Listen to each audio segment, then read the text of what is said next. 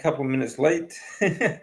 Sorry, guys, a little bit late, but I've just got the talking in the background there. So hope you're all well. Looks like it's just me and Rick at the moment. But, if you want to join the live later on, you're all more than welcome. It's just an open forum today, just talking about, diet and health in general and anything that comes up, really. Feel free to join in. Please put some cues in front just to make it a little bit easier for us to navigate the comments and the questions. So weekend, it's Friday night over there in America, is it, Rick? Friday night. Yep. Saturday here in Australia. So different time zones and that. I'm going to catch some different people, no doubt. Will you ever eat carbs? Okay. As first question, will you ever eat carbs? Well, Rick, he's 41 years on pretty much just meat-only carnivore diet. What do you think, Rick? Well, the only time, I do eat some cheese. I eat eggs. There's carbohydrates in eggs. And when I'm running out of food, I'll eat fruit from my yard. So I do eat some carbohydrates at times, but it could be months before I eat really any significance. Yeah, I'm the same. I mean, just because you're on a carnivore diet doesn't mean you're never going to eat, fruit again, for example. And like we say quite often is, like, if you can pick it yourself, it's a very big difference to,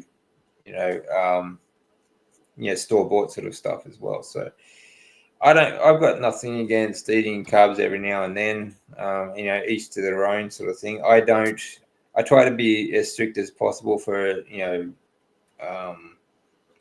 99% of the time, because of my condition though, but that's kind of a fairly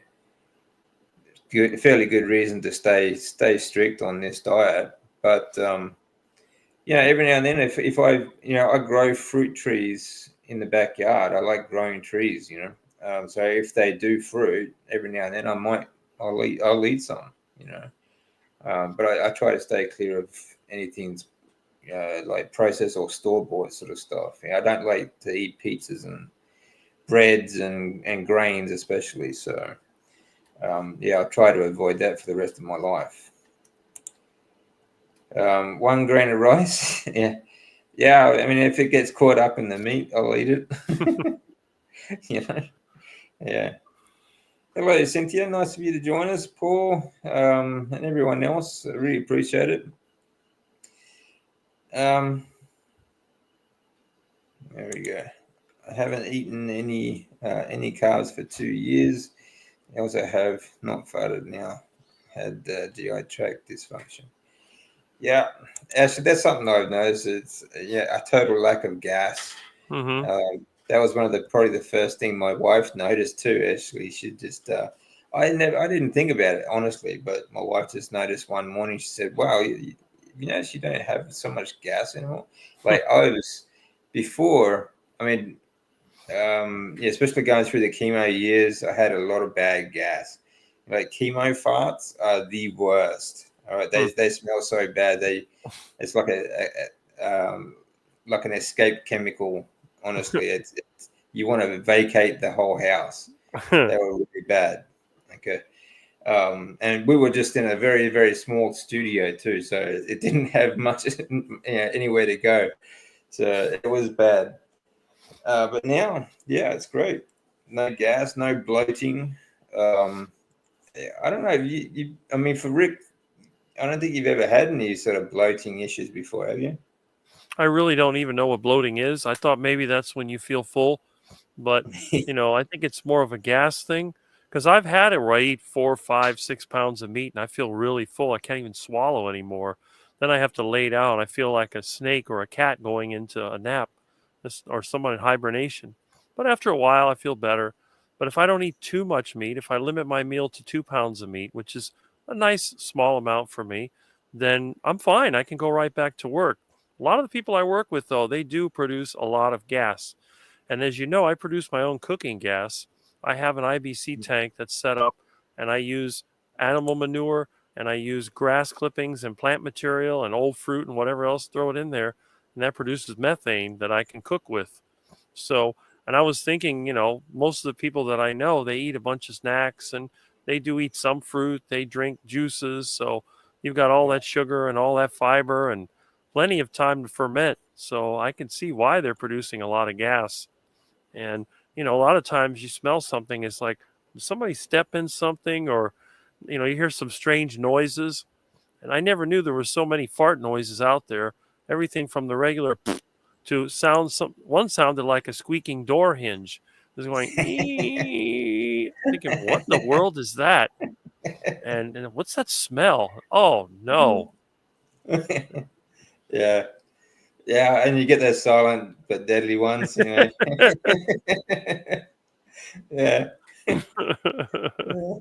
I must admit, I was notorious for going through the chemo, especially. It was just they were silent, but my God, they were deadly. It's like a cloud of green haze just sort of moving through the room, So yeah,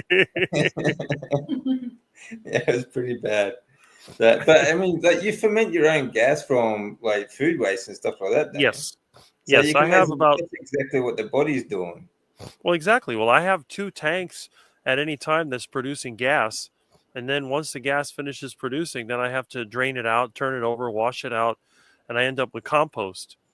Yeah. And basically, it's just plant material and animal turds, dog turds, cat turds, whatever else my friends give me, water, and a bunch of grass clippings and shrub trimmings and rotten fruit and everything. You throw it in there, screw down the lid, and let it ferment for a couple weeks, and it builds pressure.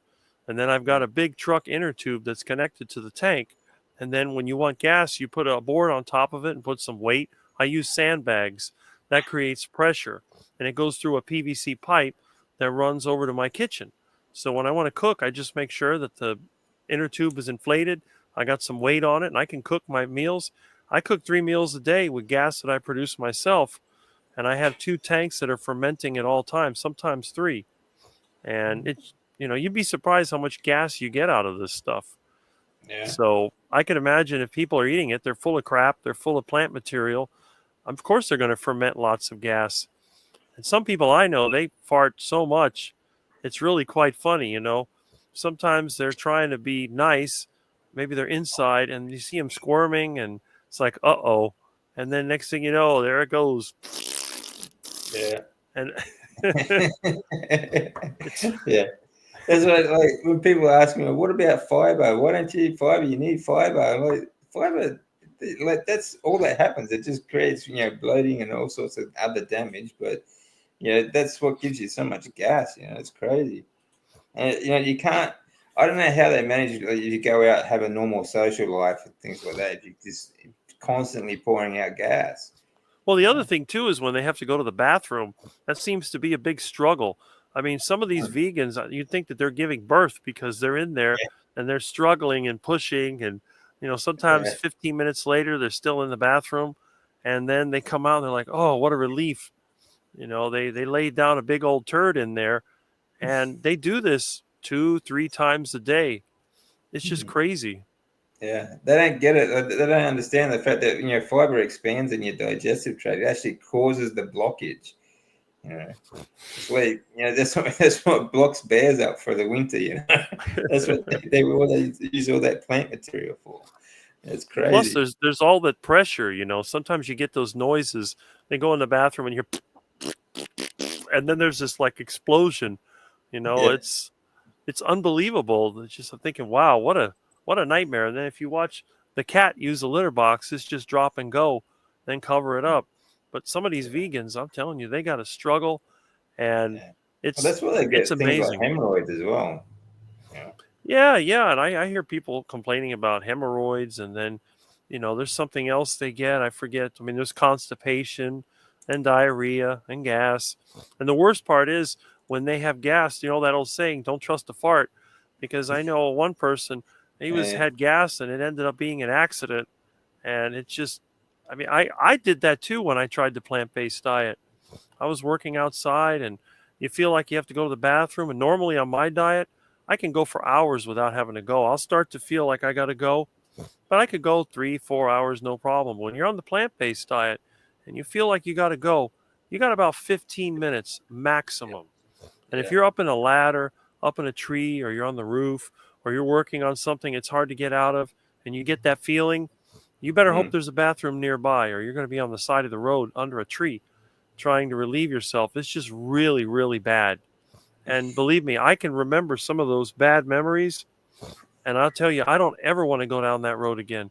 It was really, really bad. Now I usually go to the bathroom after lunch. And if I have to wait, it'll be, when I go to take my bath. But that horrible plant-based thing is just, it's terrible because you just can't control it.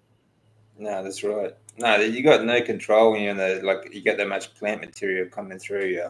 Like when it decides to exit, it's gonna exit. So you sort of you do that like you see like that bent leg running with your hand out, you trying to hold Yep. your ass. Yeah, you're trying to, That yeah. was like that movie. What was that? Cheech and Chong. What was the name of that? It's Up in Smoke, trying to hold it going to the bathroom. Yeah.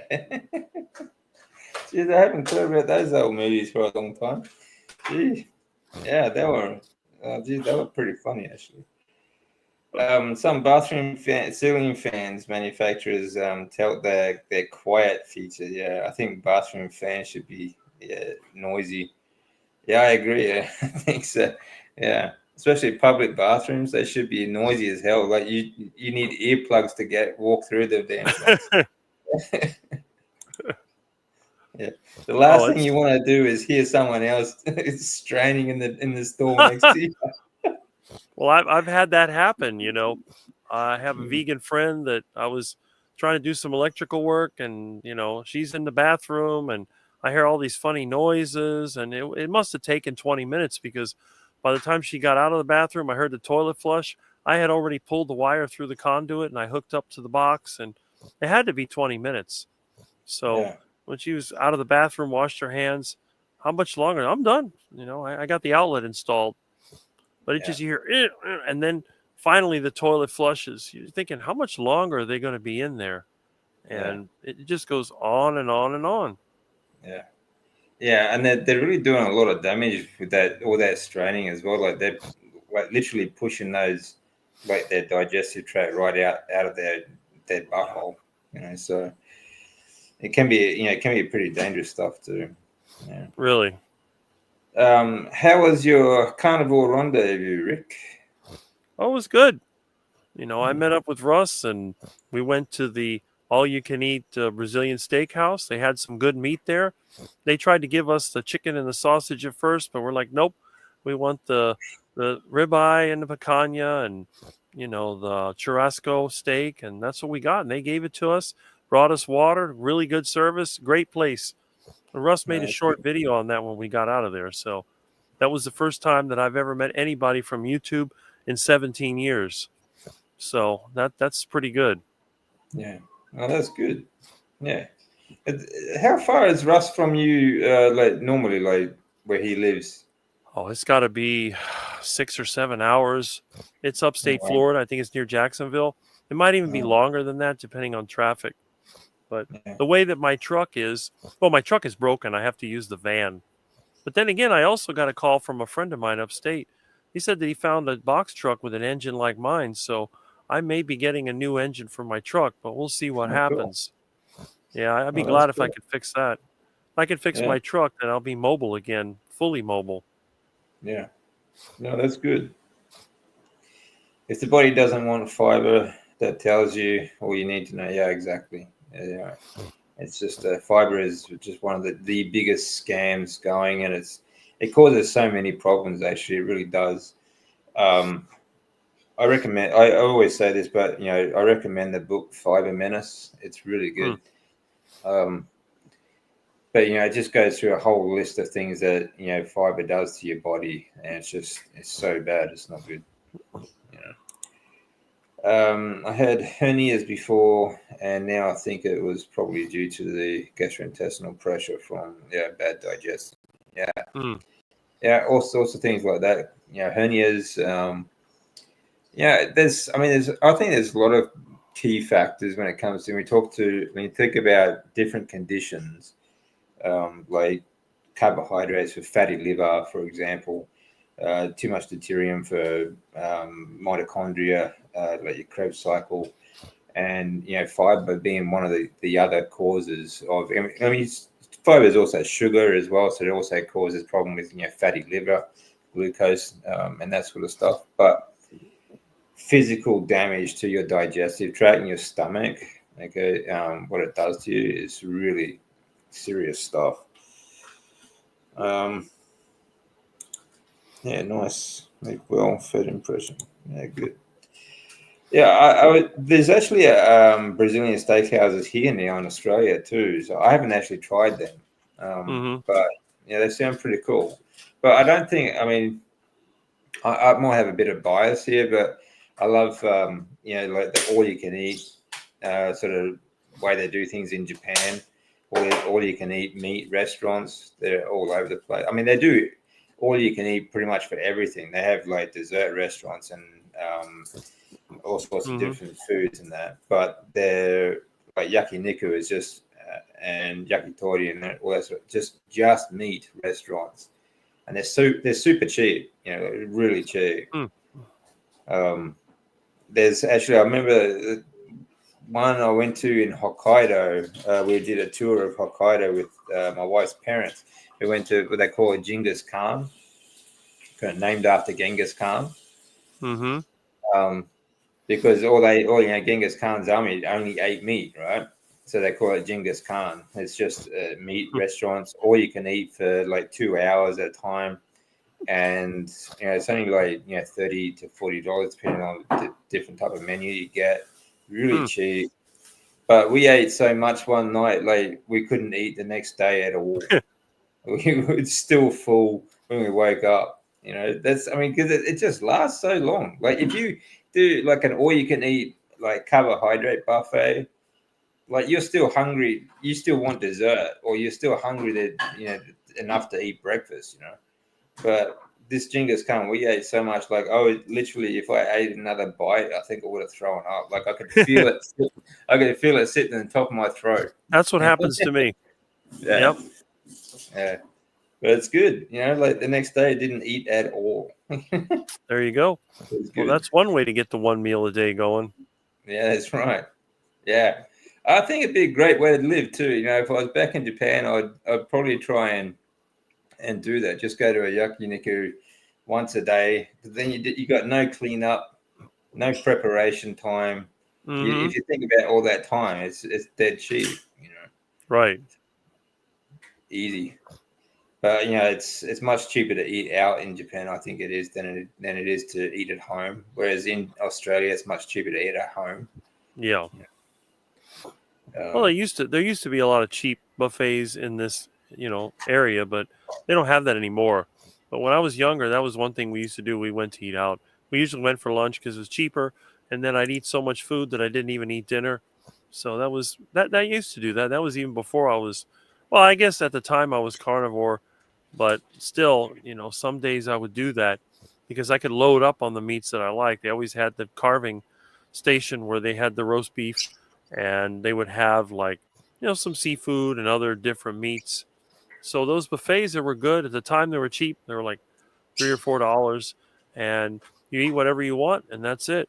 And the thing about me is that there's never any waste. A lot of people, when they go to buffet, they get a lot of stuff, they waste a bunch of it. I get a lot of stuff, but I eat everything because really with meat, what is really left over? The bone.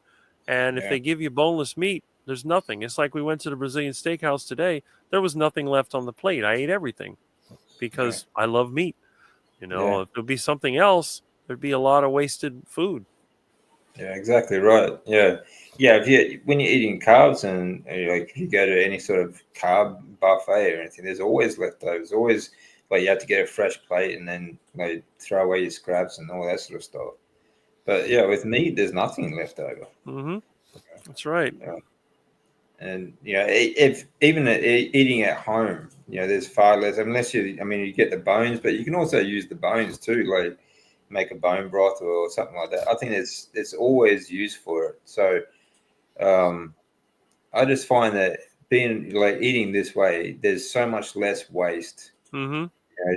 Less packaging. Even if Mm-hmm. you buy like individual steaks, you're still getting a lot less packaging than you would on a like a vegetarian or vegan or even just like standard Western diet. It's all box food. Yeah, and when I used to make my own diesel, I'd put all the plastic into a container. I was actually turning that into fuel, so there was zero waste. Because Yeah. most of the time the meat would come in either a cardboard or plastic tray. Cardboard that gets burned or composted, plastic got turned to fuel, so there was nothing left. But a lot of these snack bags, they're plastic with aluminum, with other materials. You can't recycle them. You can't really do anything with them, so you have to throw it out. And it's the same thing that people drink water bottles and soda bottles and all this other stuff. It's just constant waste. Some of these garbage cans are full after 3 or 4 days for a family. And mine, there's really nothing in it. Everything gets composted or burned up. Yeah, that's right. Yeah, plus we don't drink like juices and soda drinks and everything like that either. So you got a lot of waste out of that as well. It's one of the things like uh, I suppose most people don't think about it, but you're drinking out of plastic bottles, you're drinking out of aluminium cans and things like that, and those chemicals you're drinking as well. It's not just. I Mm-hmm. mean, it's bad enough that what's in the can or what's in the juice or whatever, but then you've got these metals and PFAs and all these other things in there as well. But I was just thinking about that because you see a lot of people cooking with aluminium as well. Like they'll wrap the steaks and things like that in foil and then cook it in the oven. Yeah, what do you think's happening to that aluminium? Like it's going into your food. Mm-hmm. It's crazy. Anyway, That's right. I was getting physical damage in the form of hemorrhoids and difficulties like that from plants and had no idea why at the Hmm. time. Yeah, most people don't understand why. Doctors don't understand why. They'll tell you because it's lifting heavy things. You don't get hemorrhoids from lifting heavy things, right? You No, get, that's that's just right. a myth. Yeah. Otherwise, I would have gotten it because I'm always lifting heavy things. Yeah, there you go. So, yeah, doctors know how to prescribe medications, manage symptoms, and yeah, that's it. They don't know how to cure or really get you off or get you off medications either. So, his blood work done. He filmed some shocking advice from his nutritionist, Ken Carnivore, already posted reaction. Hmm. I think, are you talking about, yeah, you're talking about Eddie Hall. Yeah, Eddie, he posted a video a few hours ago. Actually, I saw that too. Hmm.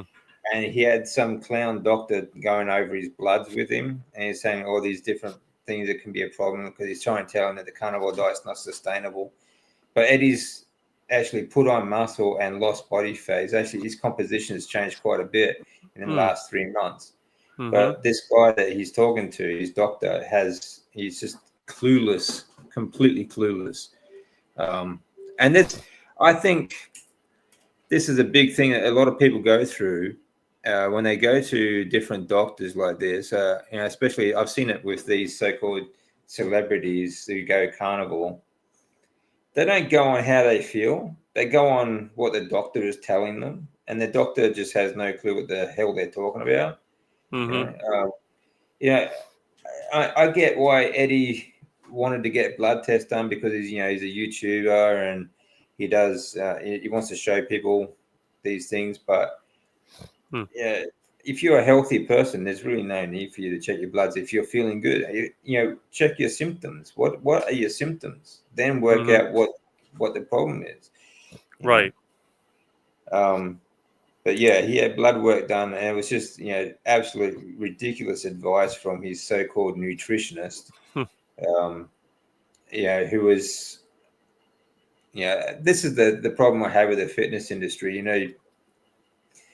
you get the worst advice. And actually, we're talking about this with Bart Kay on in a couple of days. We're doing a live on how to get moving again for sedentary people.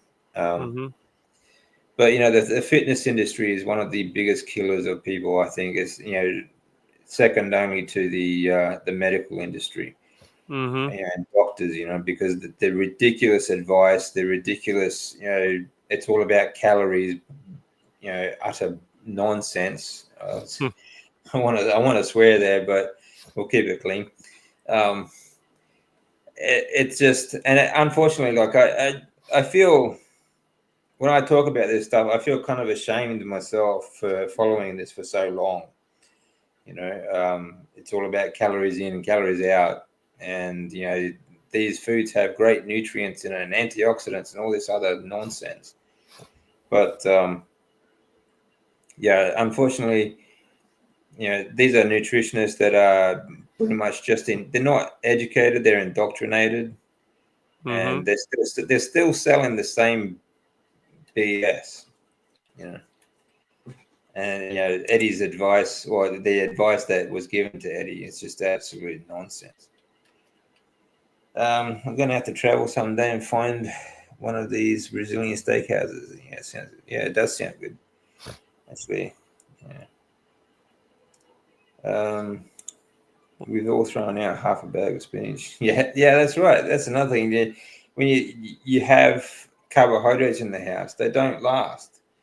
Even though these things are, when you buy them in the supermarket, they're probably months and months old anyway because they've been transported. They're full of so many, chemicals, sprays and everything like that to try and preserve them. And they still, actually, when they're in the supermarket, you see that mist, like in the fresh produce, they call it fresh produce. Mm-hmm. This mist spray that comes down to try and keep them looking fresh and whatnot. Mm-hmm. Yeah, that's full of fluoride and it's full of other and actually it is really high in chlorine as well. Oh. And it's there to try and preserve these vegetables so that people, it looks attractive for people to buy. But then you get it home, you put it in the fridge, and it starts rotting straight away. It's just rancid stuff. It really is disgusting. I don't know how anybody could be attracted to green stuff. It looks like something you'd find in your yard. When I see that, I think about I'm watering my yard and mowing my lawn. I don't think of that as something appetizing. No, that's right. They just grab a vegan by the feet and let him let him chew the grass for you.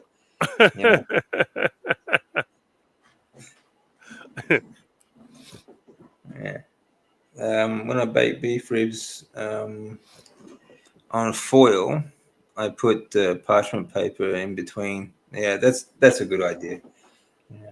I've done that with my engine cooking. With the what? Engine cooking. Oh, right. Okay. Because if you want to do a quick engine cook and you don't have your cooking container, you get some aluminum foil, you wrap your meat with paper and you put it inside the foil and throw it on the engine, put it up by the exhaust manifold, and in 30 minutes you got yourself a delicious steak. Oh, that's a good tip. Excuse me. That's a good tip. Yeah, thanks, thanks, Rick. If you are going to use foil to cook, wrap it in parchment paper. Yeah. Mm-hmm. Or oven paper, whatever they call it. Mm-hmm. I think some of that paper is actually made with seed oils too, but I could be wrong about that. So, but I think it would at least protect you from the aluminium. So it's good to have that barrier there. So yeah, good tip. Generally, my experience when I've done my own testing for aluminum using a reagent kit, you don't get really any aluminum residue from meat. It's actually the vegetables. If you were to cook like tomatoes or some other kind of acidic vegetables in aluminum foil, that's when you get a lot of aluminum because it dissolves. Aluminum is a very reactive metal. But when you have a lot of fat, it seems like the fat just stops it from reacting because really those fatty acids they don't interact like, for example, like vinegar. If you had something with vinegar in it, I use vinegar to clean aluminum. My old carburetors and stuff like that, phosphoric acid like they use in soda, that also cleans aluminum. So it depends on what you cook. But yeah, I wrap the meat with paper anyway, and it doesn't even get that hot because the paper doesn't burn. When Yeah. you're cooking on the engine, it's like using a slow cooker. It's Mm. actually a very good way to cook once you master it. And Yeah. if I ever get my truck running like I used to, I'll make some videos. I need to visit friends upstate, and I don't stop at any restaurant. I cook on the road. I mean, I do carry a grill with me, so if I stop somewhere, I can cook, but normally I cook while driving. I can save a lot of time because I Mm. can also eat while driving. So what I'll do, I'll drive for 3, 4 hours while I'll put the meat on there to cook. And then when I stop, a lot of times, like when I had my wood powered truck, I'd reload the wood into the wood gasifier, and then I would go ahead and check on my food. And then as you're driving, you can smell the food. When the food is ready, you just take it out, bring it inside the truck, and then you keep driving. And I'll go down the road chewing on a steak while I'm driving down the street. And then, I'll have some water. It's a lot more convenient. And when you're on the carnivore diet, you don't have to go to the bathroom as much as you do like when you're on the plant-based diet. And of course, if I do have to take a leak, that's one of the reasons why I have a rusted out floor. It just makes it a lot easier. So I don't have to stop. Is that why it's rusted out though? No, it was already rusted out. But I mean, there's a good sized rust hole. You got a funnel with a hose on it. You stick the hose down through the rust hole. Get the funnel out there, do your business, and you can just keep driving. Once in a while, you'll get somebody thinking that you got a leak out of your engine or something, but it's one way to do it. I mean, other ways to You got use a a leaky container. radiator. Yeah, that's. I've had people say you have water leaking out. Like, oh, okay, you know. So Yeah, wild man tips from Rick. well, it's convenient because they don't have the rest stops they used to. In the old days, the gas stations had easy to get to restrooms. Now a lot of them don't have it, or they say it's broken because they don't want you to use it. So I just use the road as a restroom. And if Yeah. by the time that you have to do a number two, you're going to either be at your destination or you'll be somewhere where you have a restroom. And one place you can always stop is a supermarket. I know that I don't really shop at Publix, but they tend to have a really good restroom up front that you can get to. Also, a Home Depot or Lowe's or one of those places. So I'll just find one of them if I have to use the bathroom.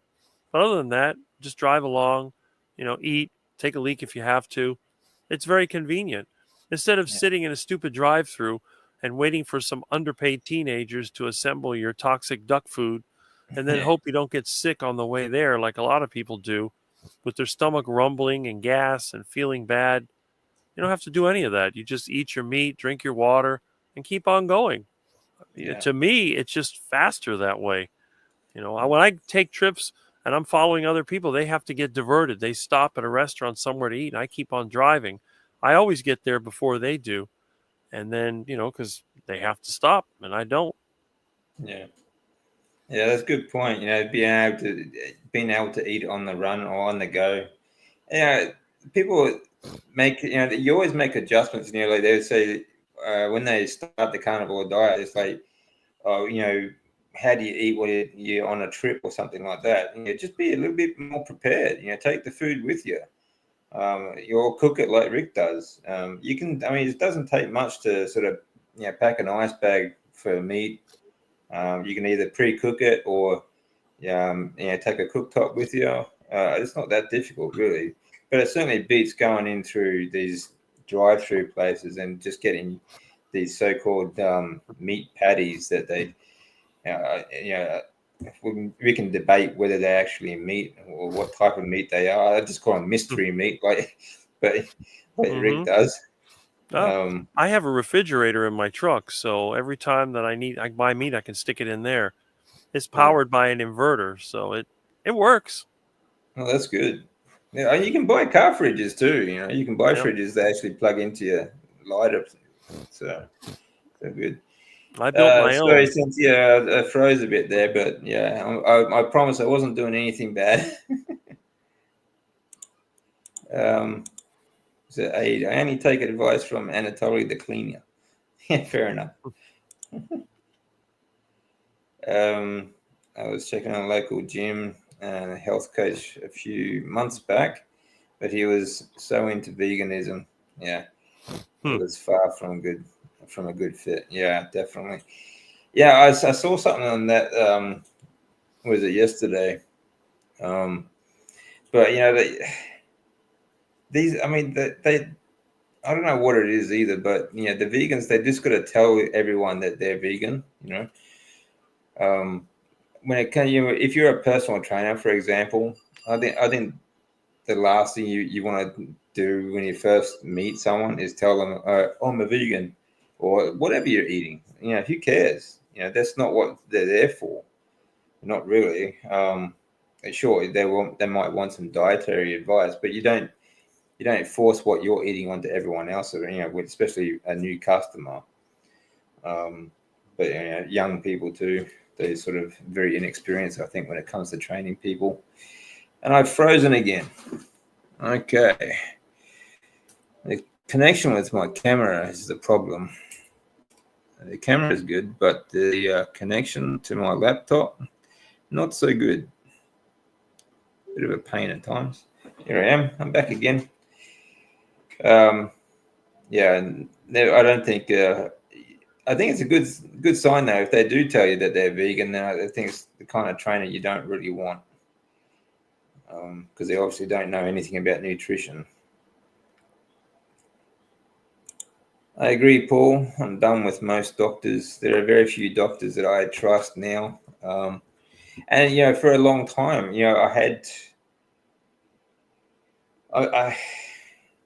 I'm actually going through something at the moment, like because I'm writing my book. I'm looking back on the years of treatment and things like that. I've always trusted my oncologist.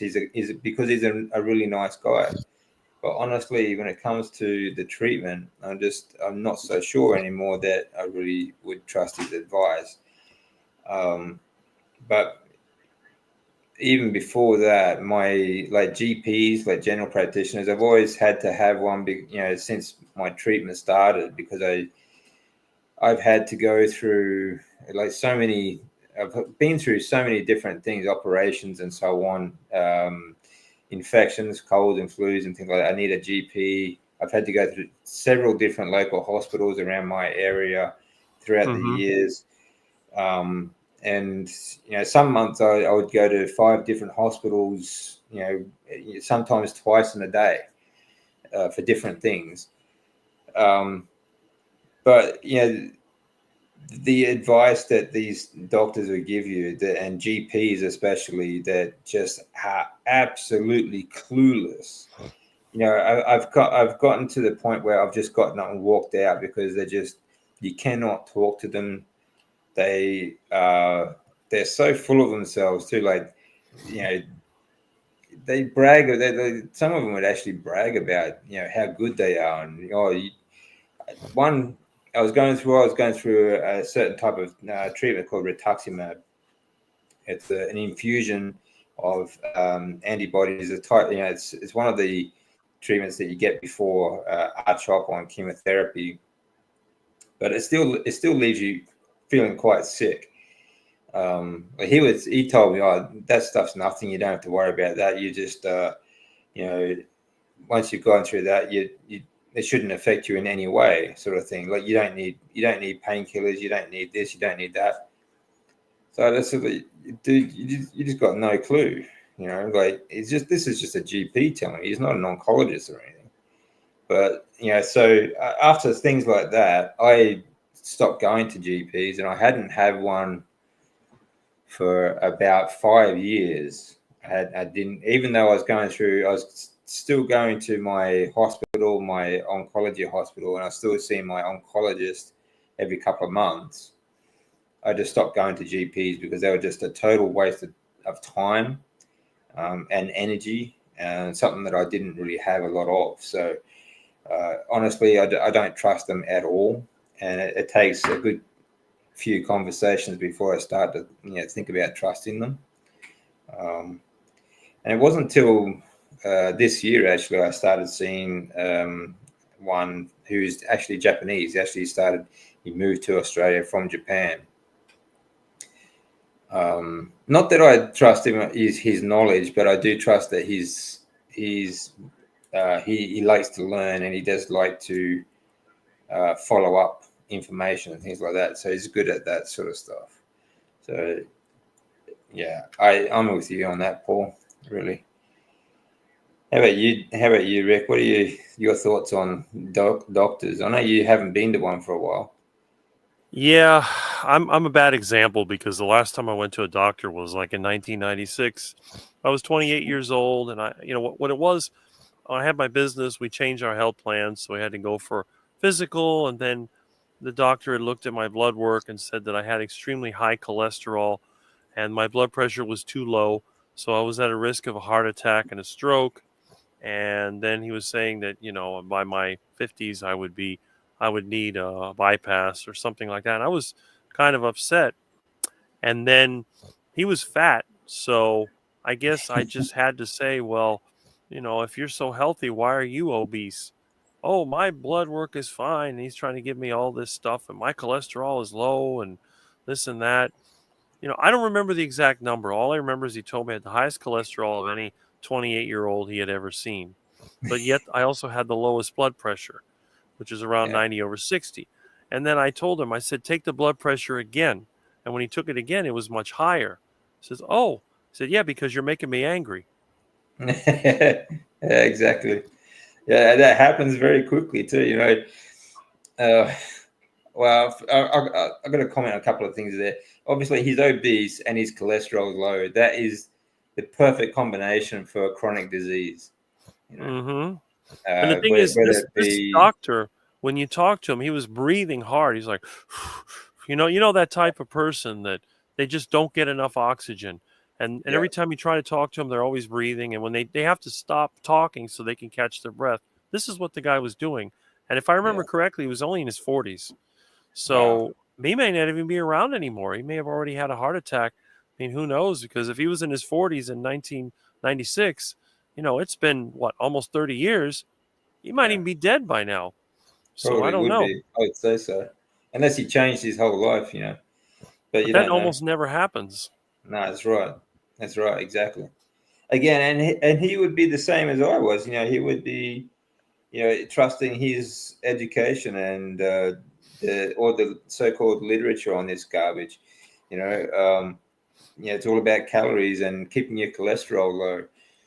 But Even obese, low cholesterol, you've got fatty liver, diabetes, dementia, Parkinson's, cancer, all these chronic diseases caused by that. I wasn't obese, I must admit. I was very lean, but I still had fatty liver because I was eating a lot of carbohydrates. I mm-hmm, also had, stage 4 lymphoma before I knew anything. I was high. I still had a lot of energy, mm-hmm, so it wasn't so much that I did get sleepy, but I was still go to the gym. I still go to work. I was still doing everything. It was a bit of a struggle to do, but energy wise, I was fairly good. I was still fitter than most people, like 90% of the population, even though I was stage 4 cancer. So, these kind of, low cholesterol is a real problem with your chronic disease, fatty liver, and things like that as well. Too many mm-hmm. carbohydrates. Right. Fruits would always disappoint me. Look good on the outside, but we're usually horrible. Yeah, I agree. Yeah, stone fruits. I must admit, I love stone fruits. I always have. But when you buy them, they look fantastic. Sometimes you get this really hard skin because there's so many chemicals on them, to try and preserve and make them look good. But then you bite into them and it's like, it's just the worst thing you could have. And melons are another one. They look great on the outside, but you cut them open and they're rotten, or they're just horrible looking fruits. Yeah, I agree. Yeah, fruit. I don't know. Fruit to me, it just seemed like settling for something not so great. I mean, the only Yeah, time I've had to eat fruit is when I have nothing else. I'll go outside and pick some fruit. But actually, the fruit that I get from my yard is pretty consistent. I've never had one that I ate and it tasted rotten or bad or anything. Because when they're ripening on the tree, you'll know. If the fruit is rotten, you'll see it. They usually fall off the tree. It's like if you go to pick it, it's already on the ground. That's when they're rotten.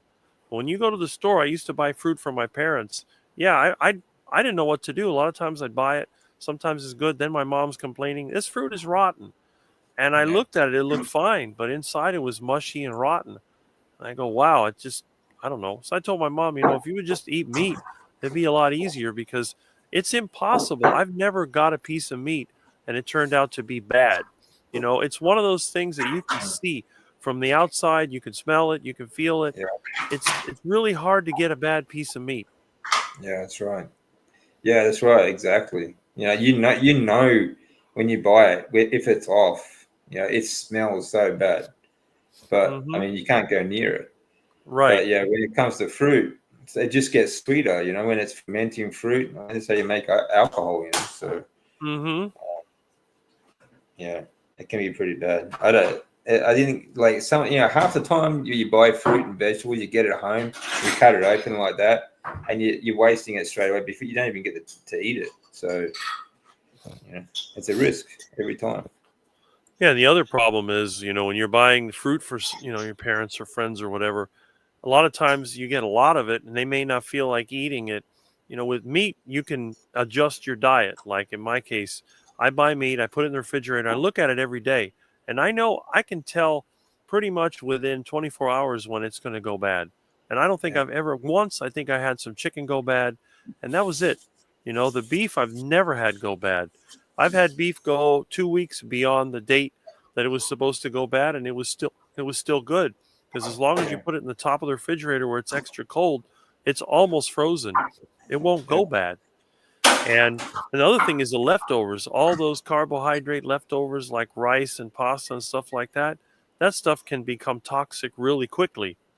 It's one of those things. I know people that have gotten sick from eating that garbage. But yeah. if That's you have right. leftover meats, they don't go bad that fast. Yeah, I mean, like I said, I've never had any of my meat, cooked meat or raw meat or anything go bad in the refrigerator. yeah.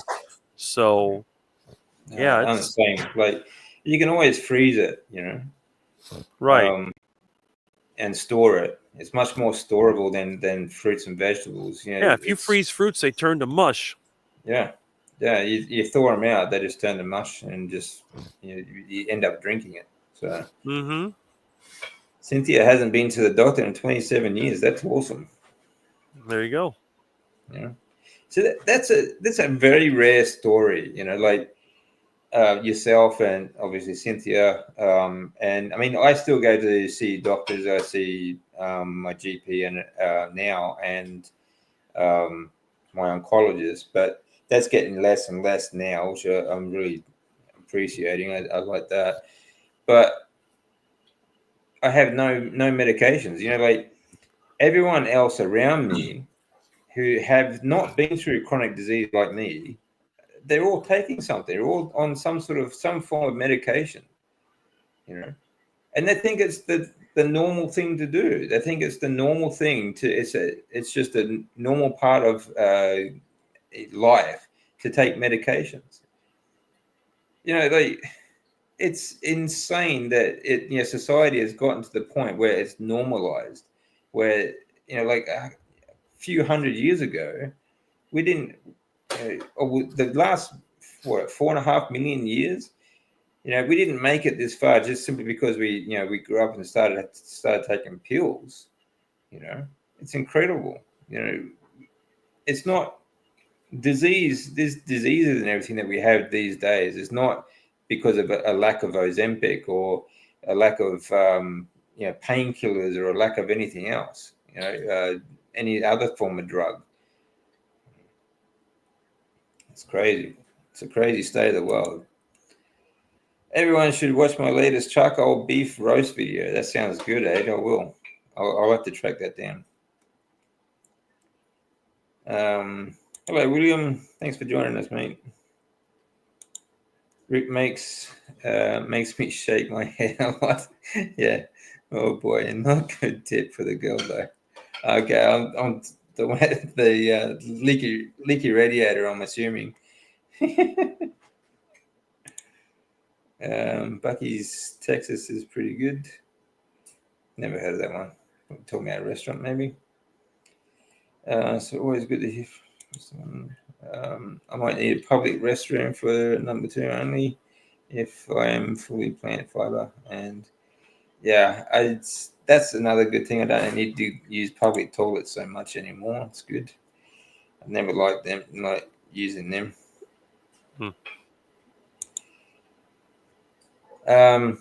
McDonald's lunch beef patties are 100% beef and beef fat.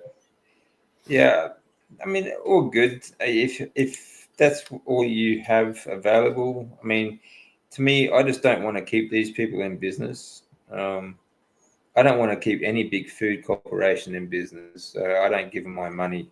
Simple as that.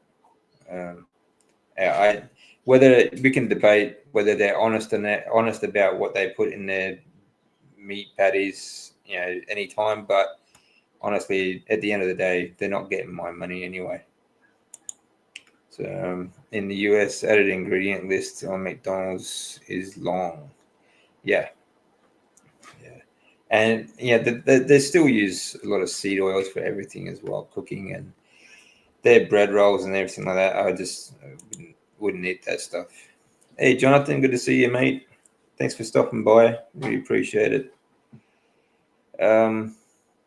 Yes, I think it was a video of yours, David, that had the doctor admitting that he's listed radiation poison as the cause of death on a patient dying during cancer treatments. Yes, yeah, it really made an impact.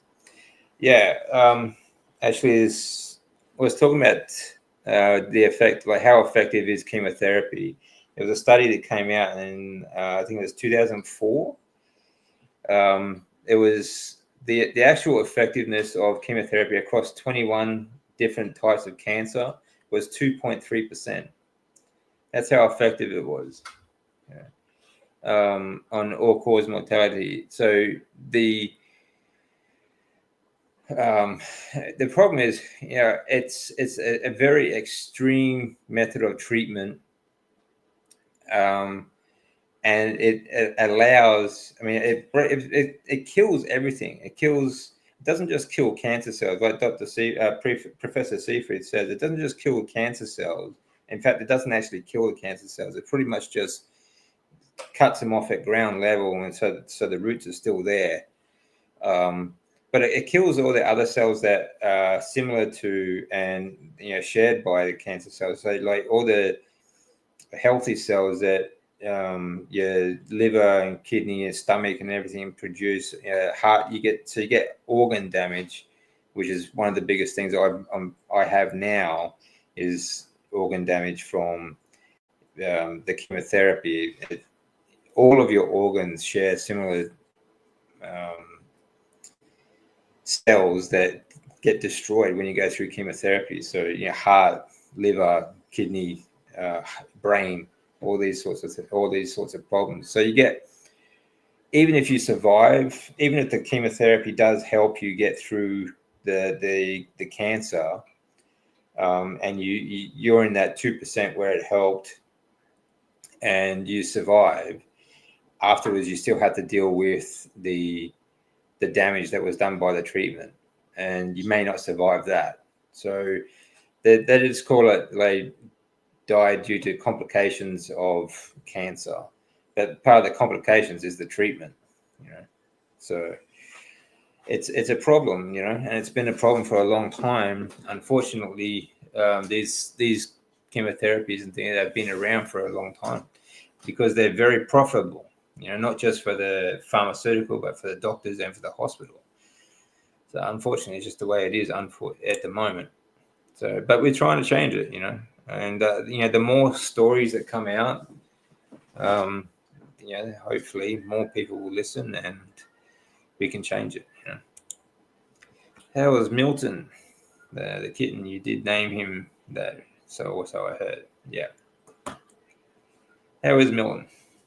Well, right now he's sleeping next to me, so he seems to be nice and tame.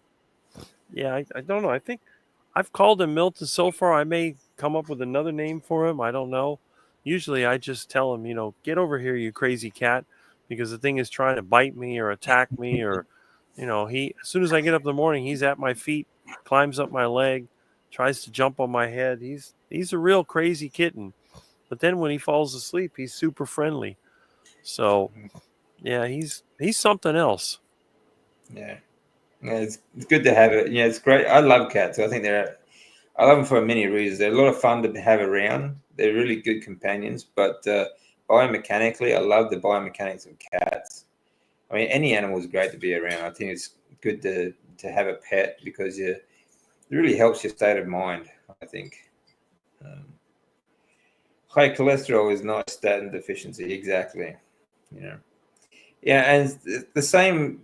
You could say the same thing about cancer. You know, cancer is not a chemotherapy deficiency. You know, it's these diseases, and yet they only came around and certainly have done very well, expanded and come to a chronic level. I think a chronic disease level due to processed foods, you know, and all these chemicals that we eat. I had a look. I had to look it up. The non-stick layer they put on parchment paper is a silicon oil. Yeah. Does anybody know how safe that is? I wouldn't say it'd be real safe, but I suppose it's better than aluminium. Yeah, they used to do same thing on like waterproof boxes and things as well. Yeah, they use like a soy-based oil as well. They also put it in industrially produced beef tallow where I live. Oh, okay. I wouldn't. I don't know why you would add that to it, but I would avoid it anyway if you're going to consume it. Mm-hmm. But you know, each to their own too. I mean, you got to eat still, so Yeah. it's still going to be better than everything. All the other chemical food. I just use regular paper and it's soaked in lard or tallow, and then you wrap the meat with it. It works. It's just Oh, that that works. regular kind of gray paper that they use for wrapping meat. That's what I use. Oh yeah, butcher paper. Yeah. Yeah. Okay. Yeah, that's a good way to go. It's a good tip for you from Rick. Yeah, just soak some tallow into the butcher paper and try that instead. It'd certainly be Mm-hmm. a lot healthier, I would imagine. It works really well. I've never had trouble doing it that way. Yeah. Actually, going back, I was thinking about the Eddie Hall video. There's always these comments. How can I afford to eat like that? Just meat. Now, I don't know how many times you have to tell people. Like, I think it's far cheaper to eat carnivore than it is the standard Western diet. Like I said, like with all that waste, you don't get all that waste for a start because you're wasting half the food that you bring home anyway. Um, and the food that you do eat on the carnivore diet lasts you a lot longer because you don't have to eat every hour, every couple of hours. You know, one or two Mm-hmm. meals a day, even 3 meals a day. It's going to be a lot better. Yeah. It's dirt cheap. Would be a great option to deep fry otherwise. I guess you're talking about cooking their lambs. Um, yeah, sometimes you get the idea they're poisoning us any way they can. Yeah, funny that it does seem that way, doesn't it? They seem to go out of their way to add these chemicals to our food. Um, a good example is beef jerky. Why would it need to be enhanced with soy protein, for example? They deliberately go out of their way to add these chemicals to our food, and I think that's where a lot of people get caught up in this argument. Whether you eat vegan or carnivore or whatever. Of course, I think carnivore is much healthier because it is. But at the end of the day, they're still trying to poison all of our food. And instead of fighting about who's right or wrong, maybe we should just be focusing our attention on these food corporations and corporate farms and so on.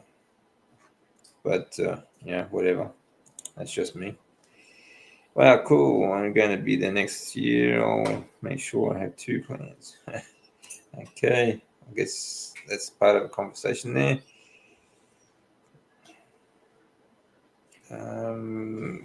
Let's see. Deer have been showing up more in my orchard. I may have to harvest the deer. Yeah, very good. So that's another good reason to grow your own fruit trees and have an orchard. You can lure in the ruminant animals. They come to you. You don't have to go hunting. Right. That's it. It's a food trap. That's right. Fully med free. That's good to hear, Paul. It's always good to hear people getting off medications. Mm-hmm. You know, we are not medication deficient. That is not our problem in society today. That is the fact that we have chronic disease and obesity problems, diabetes, and everything else is not a medication deficiency. It's an overabundance of chemical foods or chemicals that they label as food and tell us to eat. Mm-hmm. Yeah, silicon is a toxin. I use it to work in a plastic plant. Yeah. We had tons of people who came down with cancer. Oh, that's not good to hear, but yeah. I would avoid it. I just think it's best to avoid any of these man-made chemicals as much as possible. You have to try and live as naturally as possible, and that includes like household goods. Rick's really good for this. Like Rick has honestly, like Rick has an alternative for everything that you can get naturally. So you guys should check out his channel because he's always got something to show you. Like, so you can avoid these chemicals. And, I didn't know Aid has a channel. Yeah, actually, I found that the other day. Actually, he does some cooking recipes and stuff like that every now and then. Just go check it out. Cold here. It's been in the single digits most of the day. Yeah, it's getting cold over there, Rick. No, it's hot here. My air conditioner's still on. Okay.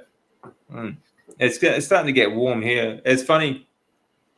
Yeah, the propaganda they use on us, it's just like a constant barrage. They like the local news here, they put up a map of Australia for the weather, and it's like all red right across the country. It's so red, it's so hot. This heat wave is hitting us, and like the maximum temperature they had on the map was 35 degrees Celsius. 30, Celsius we're talking about.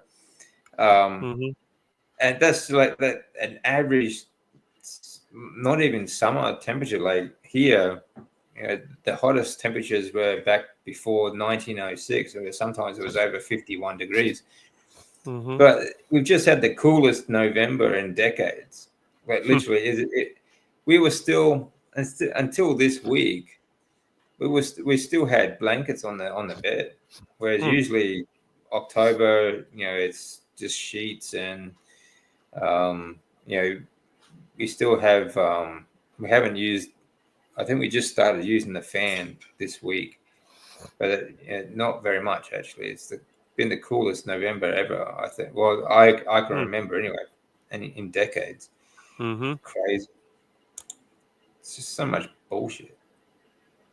Hello, Beth. Nice of you to join us. I've become so adverse to doctors, medical community that I stopped following up on colon cancer diagnosis surgery 3 years ago. Probably not the proper response. Yeah, I mean, you're still here. You're still doing okay. So you must be doing something right. I would still track it. Yeah. Yeah. But, each to their own, and you must be doing pretty well because you're still here. So that's good to see.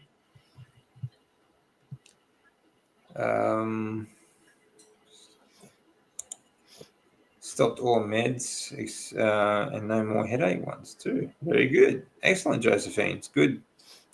So good to, your own superhero. That's good. When you get off the meds, did you feel good? I know, Rick, you've never been on meds, so you don't know what it's like. But once you get off them, it feels like freedom. I've never even been on a prescription, I've never had antibiotics. I don't know. I'm just the oddball. Well, I think you're pretty much what the human should be. or as close to. I mean, I know you did like the first 15 years you weren't carnivore, but after that, I think you're as close as what anyone's going to get for a while. But like I always say to people too, getting off medications is like freedom, because you are. Yeah, it's once you're in a medical system and you're on a life, and they put me on lifelong drugs. Once you get off them, though, it feels amazing. You no longer need pharmaceuticals to live your life. It's fantastic. And you no longer need to be. You're no longer dependent on not just pharma but doctors. You're not dependent on going to see these guys every week or every month or whatever. Hey Rick, I'm with you. I can always find a place to pee on the road or behind a tree while I'm traveling and driving. Yeah. Let me see. To Google, the last time we had a single digit was 2014, 10 years ago. Wow. Milton Friedman or Milton Berth? I think he named it Milton after the tornado recently, wasn't it, Rick? Yeah, the hurricane. That was a temporary name for him. Yeah. I haven't really. I don't know if I'll call him that, but that's what we were calling him. We'll see. It's a friendly cat. Oh, now he's got his paws on me. I don't know why my camera stopped working. Stupid thing. Piece of junk. Yeah, it happens, mate. It happens. One keeps freezing up too. The connection to the laptop's not real good. But, my equipment is all garbage. Yeah. Well, it's still working. He's left us for a sec. He'll be back. Our male cat sleeps between my knees and wakes me at 3:30 a.m. By biting my shoulder or bicep, and then peering into my face. Close. Yeah, cats. They're fun to have around, but they can be pretty demanding. You back, Rick? Almost there. Crazy. Oh, what's wrong with when cats want attention? They want attention. They sure do. My son's cancer was so deadly; it was amputated. It all worked out, and at 39, he makes legs for a living. Well, that's good. I think, when you get a chronic disease like this, it really sets you on a new path in life. I was talking to Andrew Scarborough about this too, because he was in a similar situation. He had a brain tumor, and you don't think about it at the time. Obviously, you don't think it's it's put you to, it's taking you in a new direction, like somewhere you want to, or where you should go in life, sort of thing. But he was studying nutrition at the time, and now he's doing a PhD in cancer biology. Brilliant guy, really smart. And if you guys don't know Andrew Scarborough, I have an interview with him. You guys should check it out. And he has a channel on YouTube as well. A really good guy to follow.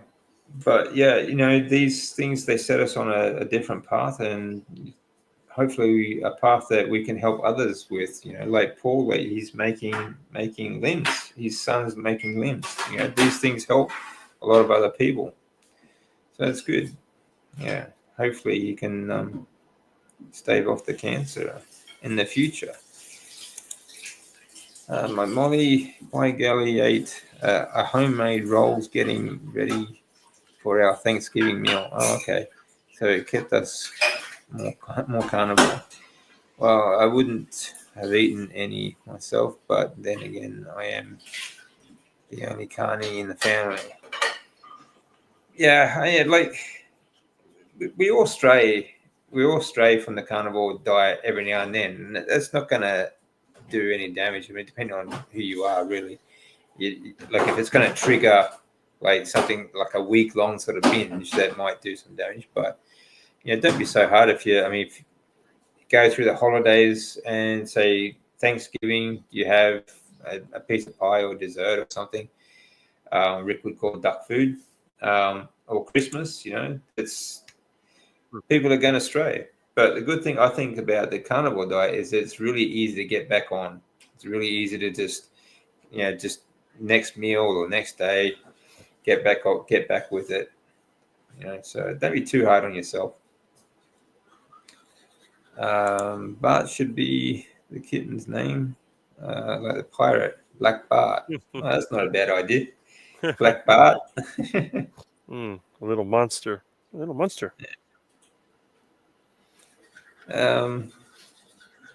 that actually? There was a lot of pirate activity around Florida, wasn't there? Yeah, there was in the past. Yeah.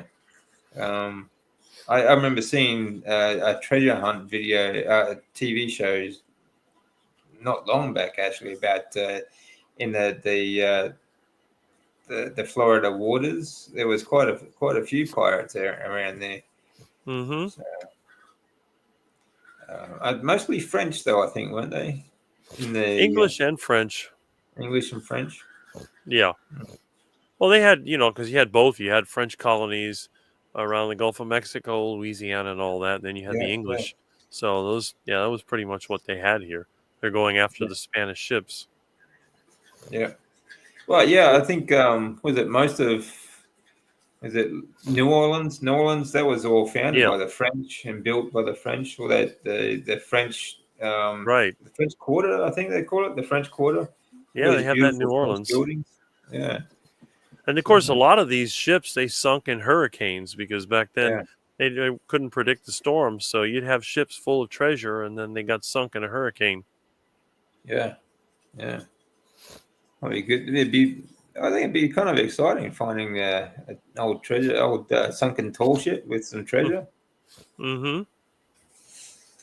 I give up on beef jerky. Yeah, I agree, mate. I think unless you make it at home, I mean, a lot of people are doing that. I think Nia does that at home. She makes like beef jerky at home. So always extremely overpriced. Yeah, I agree too. That's a good point. Like beef jerky is so expensive. I don't understand why it's so expensive. Why not just go buy a steak? Much cheaper. Right. That's what I do. Each breed and price are different. Yeah, and they all have stuff added to them as well. So, which I hate. My friend has two cats. They came in. Sorry, Rick. It's the same thing with junk food. Why would anybody stop at a junk food restaurant when they could just buy the stuff from the grocery store and cook it on the road? I never understood.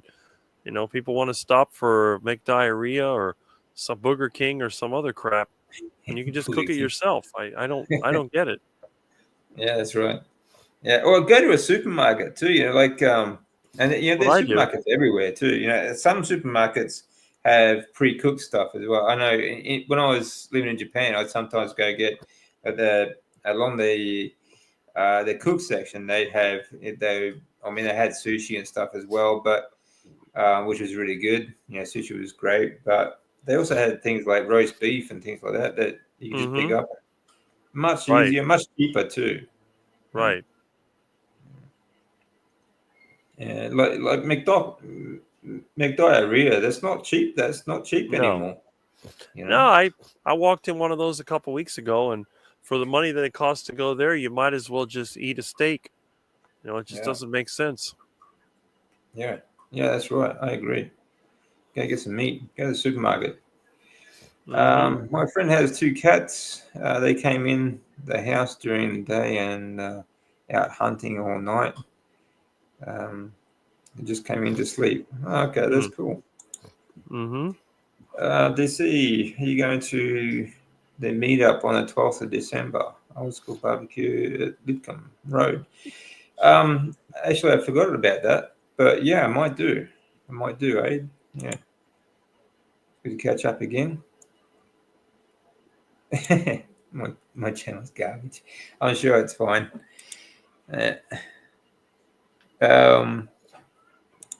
Man-made climate change is a scam. Yeah, I agree, mate. So, controversial comment. All you climatards out there, get your head out of your ass because, seasons change, the years change. It's all to do with the rotation around the sun. Sometimes we're closer, sometimes we're further away. But all these scams where there's we're supposed to be running out of these fake fossil fuels and everything else, they never happened, but they all resulted in more taxes. So, and the last time we had an ice age, there was nothing that was going to change the ice age coming. So paying more taxes didn't help. It's a bunch of BS. Get your head out of your ass and get an education. CO2 is good for the planet. It's good for you. You wouldn't breathe without it, and nor would the plants. So, all right, we'll leave that part there. What part of Australia are you in? I'm in Brisbane, close to Brisbane, on the coast at the moment. I'll be moving again soon, but a little bit north of Brisbane on the Queensland coast. Yeah. Let's see. Yeah, my friend's cats. Until we met. Yeah, cats are great to have around. I really do like having cats around, honestly.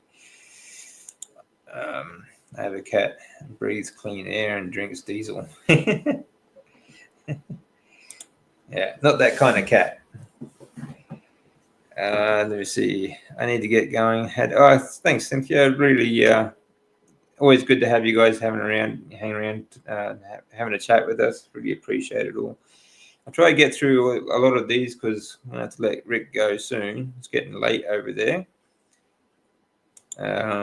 Rick is descended from pirates, probably. I'd say so. That would account for a lot of his character, I would say. Yeah, their loss is your gain. Our friends' cats are Mancoon. I like Mancoons. They get big. I like big cats. I'm carnivore. I don't even need to eat during the day when working. Yeah, I agree. You don't need to eat during the day so much before workouts or even immediately after. Yeah, that was one of the myths that I used to believe in as well. That you have to, as soon as you finish a workout, you have to get as much food in as possible, or you have to eat something to help recovery. It's all just total nonsense, absolute bullshit. I'll fluctuate from 3 meals a day to 2 meals to 1 meal. Sometimes no meals. I just won't. If I'm not hungry, I won't eat. And you can do that on the carnivore diet. If you can do it quite comfortably, you don't have to eat every couple of hours. Which is one of the myths that the fitness industry likes to portray is eat 5-6 times a day. It's crazy. You spend all day preparing all these snacks and meals and whatnot, and all you get is fatty liver and chronic diseases. So diabetes and worse. It's just an absolute scam to sell you more supplements and sell you more processed foods. Because the quicker you get through it, obviously, the more you buy. Just so ridiculous, honestly. I get embarrassed when I talk about this stuff because I was stupid enough to believe this crap, and but I also get a little bit pissed off because you think about how much you've time and money that you've wasted on these all this diet advice and education. Like you spend it costs tens of thousands of dollars to go to university here in Australia, and you get a degree and all this sort of stuff, and it's all bullshit. It's all absolute nonsense. It really cheeses you off. I mean, not all of it, obviously. I mean, the physiology side of things and like muscle physiology and everything like that is all useful stuff. But the dietary side of things, so I'd say 50% of it is all just garbage. I don't try to regulate my sleep either. If I sleep, I need a nap. If I wake, yeah, that's a good way to be too. I think one of my favorite coaches, what's his name? Anyway, it doesn't matter. I'll think of it some other time. But some of the best way to sleep is to try and get about 7.5 hours at night and have a siesta. Like an hour to an hour and a half sleep nap through the day. And you'll find that your body recovers so much easier, so much better. You get up early in the morning. You're really productive up until lunchtime. Have a nap, and then you're very productive for the rest of the day. It's a great way to sleep. There was part of the Spanish culture and the Mexican culture is to have a siesta.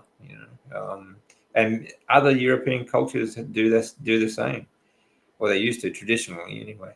So, and particularly Right. hotter climate countries always had that sort of sleeping regime as well.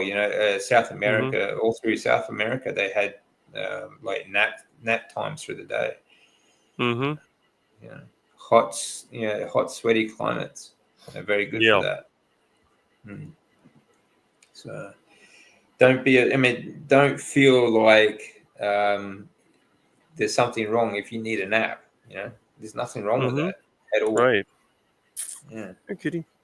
We've never been meant to work like a 10-12 hour day, without napping. It's simple as that. Mm-hmm. Even the Amish, I think the Amish, like in America, they're famous for all their building, barn raising and things like that. But they'll do like a hard slog in the morning, and they'll have a nap. They'll have some lunch, have a nap, and then they'll do some work in the afternoon. Mm-hmm. Traditional farmers have always done that too. Yeah. So yeah, it's just the way we are built. Mm-hmm. Yeah, humans smart enough to make their own food and dumb enough to eat it. Exactly, Aid. Exactly. Yeah. Yeah, it's smart enough to put some chemicals together and then dumb enough to eat it. It's crazy. Mm-hmm. Yeah, the only species that don't know how to eat. Yeah, That's it. it should. That's it. Like we're the only species on the planet that don't know how to eat and don't know what to do with their lives. Basically, and it really it should be second nature how to eat. It should be just as easy as breathing, but unfortunately, like most people don't even know how to breathe these days.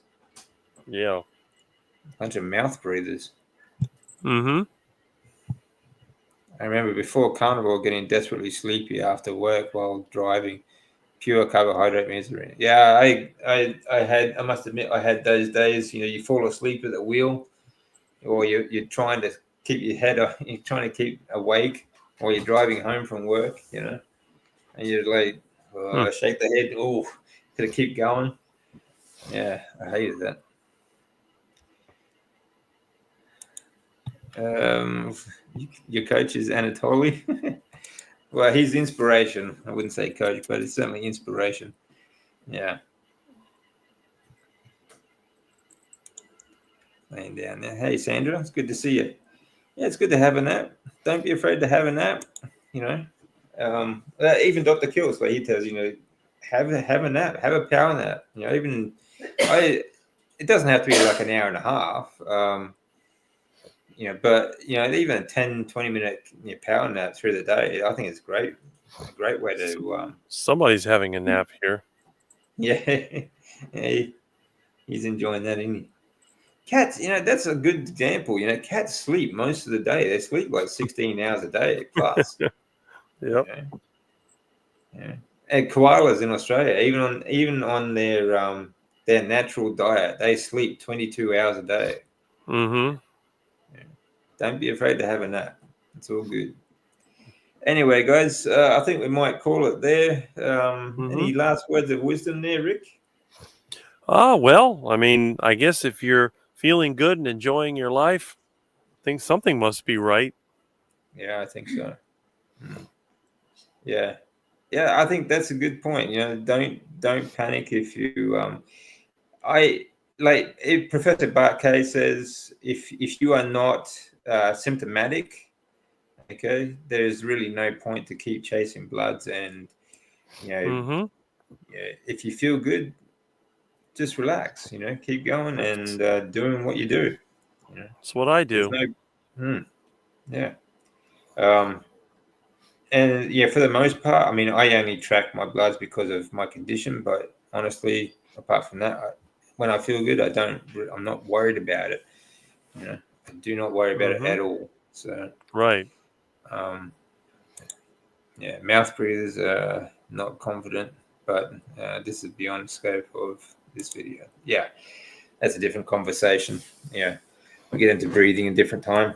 But yeah, anyway, guys, I hope you enjoyed the chat. It was all good. It was great having you all along to join us today. Really appreciate it.